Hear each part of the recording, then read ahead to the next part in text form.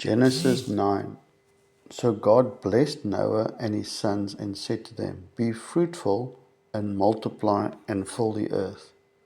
And the fear of you and the dread of you shall be on every beast of the earth, on every bird of the air, and on all that move on the earth, and on all the fish of the sea. They are given into your hand. Every moving thing that lives shall be food for you, and I have given you all things, even as the green herbs. So interesting here, God reiterates the blessing that He did in the garden, be fruitful and multiply and fill the earth. And whereas in the garden He gave us every green herb, He now adds every living thing. So yeah, there the diet, eating habit changed. Verse 4. But you shall not eat flesh with its life, in other words, its blood. You shall not eat flesh with its blood. In other words, you're not a cannibal. You mustn't go cannibalistic. And when you look at the New Testament and you see the dispute between the Jews saying, what must the Gentiles do now? Because we have this whole Jewish covenant and laws. And one of them is that they shall not eat flesh with the blood in it. So verse 5, Surely for your lifeblood I will demand a reckoning. From the hand of every beast I will require it, and from the hand of man, from the hand of every man's brother I will require the life of a man. So remember when Cain killed Abel, and then the other chap bragged about killing someone as well. Now God puts in a punishment. So you can't just kill someone, because then your life will be required. Verse 6, Whoever sheds man's blood, by man his blood shall be shed. For in the image of God He made man. And as for you, be fruitful and multiply. Bring forth abundantly in the earth and multiply in it.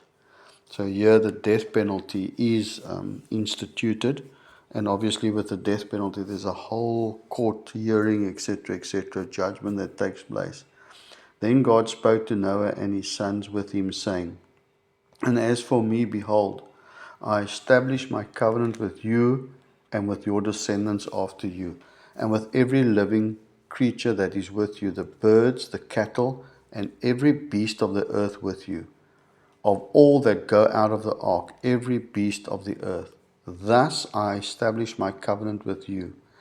Never again shall all flesh be cut off by the waters of the flood. Never again shall there be a flood to destroy the earth. So now God brings in a end to a water or flooding, drowning of the whole earth type judgment. And God said, This is the sign of the covenant which I make between me and you, and every living creature that is with you for perpetual generations. I set my rainbow in the cloud, and it shall be for the sign of the covenant between me and the earth. It shall be when I bring a cloud over the earth that the rainbow shall be seen in the cloud, and I will remember my covenant which is between me and you and every living creature of all flesh. The water shall never again become a flood to destroy all flesh. The rainbow shall be in the cloud, and I will look on it to remember the everlasting covenant between God and every living creature of all flesh that is on the earth. And God said to Noah, This is the sign of the covenant which I have established between me and all flesh that is on the earth. Now the sons of Noah who went out of the ark were Shem, Ham, and Japheth. And Ham was the father of Canaan. Just remember that. And Ham was the father of Canaan. These three were the sons of Noah, and from these the whole earth was populated.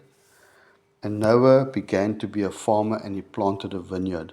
Then he drank of the wine and was drunk and became uncovered in his tent. And Ham, the father of Canaan, saw the nakedness of his father, and told his two brothers outside. But Shem and Japheth took a garment and laid it on their shoulders, and went backward and covered the nakedness of their father. And their faces were turned away, and they did not see their father's nakedness. So Noah awoke from his wine and knew what his younger son had done to him. Then he said, Cursed be Canaan, a servant of servants. He shall be to his brethren. So what's interesting here is Ham sees his father's nakedness, but the curse is on Canaan. Why? On his son. So we're going to look at that later. And he said, Blessed be the Lord, the God of Shem, and may Canaan be his servant. May God enlarge Japheth, and may he dwell in the tents of Shem, and may Canaan be his servant. So in other words, here he says that Canaan will serve Shem, and Japheth and Shem will dwell together, and Canaan will serve them, so both of them. Verse 28, And Noah lived after the flood 350 years. So all the days of Noah were 950 years, and he died. So Noah was 500 when God warned him about the flood coming. 100 years later, after building the ark, bringing all the animals, God brought the flood in the 600th year of Noah. It rained for 40 days and 40 nights. Then we know the waters receded, and then God starts telling the story of what happened when they came out of the ark. And we know that Noah then lived another 350 years after that, because he was 950 years when he died. So now just going back to why God curses Canaan, the son of Ham, and we go back to where Ham looked at his father's nakedness. I want you to look at Leviticus 20 verse 11. It says, The man who lies with his father's wife has uncovered his father's nakedness. Both of them shall surely be put to death. Their blood shall be upon them. So this Leviticus is the law, and it came after this event that happened. So God again instituted a punishment for certain sins, just like when Cain killed Abel, and God said, put him out into the world, but didn't kill him, and then he brought this blood. If you take a life, your blood will be required. You can see in Leviticus he brings in another law, because there's lots of theories about what happened when Ham saw his father's nakedness.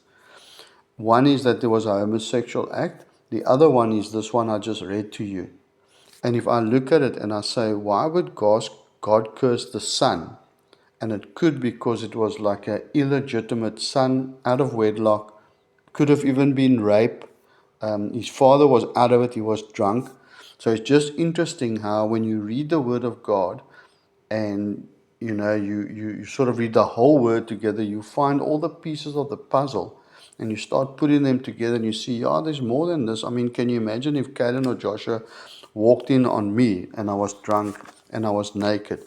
Maybe one of them would run out to the other one and say, Hey, Dad's laying naked inside. And then maybe they would come cover me. But what would, in essence, if I think about it, what's wrong with that? So there must be more to the story. And so we look at it in the full context of the Bible.